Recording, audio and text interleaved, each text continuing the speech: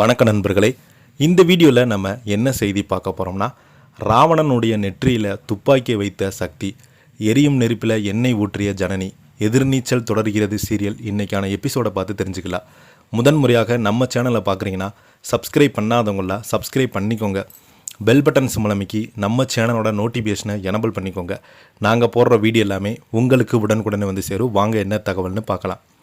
எதிர்நீச்சல் தொடர்கிறது சீரியலில் இன்றைய எபிசோடில் கதிரும் ஜனனியும் வாக்குவாதத்தில் ஈடுபட்டு கொண்டிருக்கும் போது, ஜனனி, நீ ராவணா குணசேகரன் இருவருமே வர சொல், நான் சக்தியை வர சொல்கிறேன், எல்லோருமே சேர்ந்து இன்று ஒரு விஷயத்தை பேசி முடிவு செய்யலாம் என கூறுறாங்க.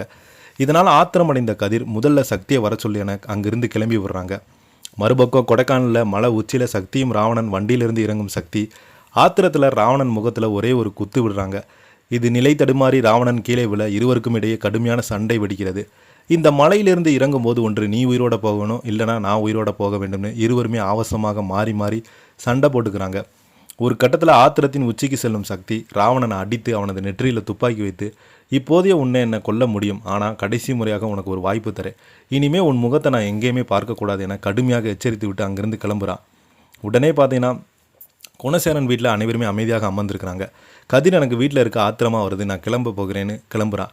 அவரை தடுத்து நிறுத்தும் ஞானம், உன் திறப்பு விழா முடிந்ததுமே என்னுடைய இடத்த ரிஜிஸ்டர் செய்து தருகிறேன் என்று சொன்னாங்க. 2 நாட்களாக நானும் அதை பற்றி பேசவே இல்லை. பார்க்கிற யாருமே அதை பற்றி பேசலை. நீ சக்தி என்ன செய்கிறா, ஜனனி என்ன செய்கிறான் என்று பார்த்துக்கிட்டு இருக்க. நான் பிஸ்னஸ் ஆரம்பிக்க வேண்டும், அதை பற்றி ஏதாவது யோசனை செய்தால் இருங்கன்னு சொல்கிறாங்க. அண்ணன் எனக்கு ரிஜிஸ்டன்ஸ் செய்து தருவதாக வாக்கு கொடுத்தாரே, ஆனால் அவங்க வீட்டில் இருப்பது இல்லை. இப்போ என்னுடைய வேலை அப்படியே கிடக்குது. இன்றைக்கி என்னுடைய வேலை முடித்து கொடுத்து ஆக வேண்டும் என ஞானம் கதிரிடம் கடுமையாக பேசுகிறாங்க. ரேணுகா எவ்வளவோ சமாதானப்படுத்த முயன்றாலும் ஞானம் கோபத்தை கத்திக்கொண்டே இருக்கிறாங்க. அப்போது கீழே வரும் ஜனனி, ஒருவேளை ராவணன் வந்தால் தான் உங்களுடைய வேலையும் ஆரம்பிப்பாங்களா?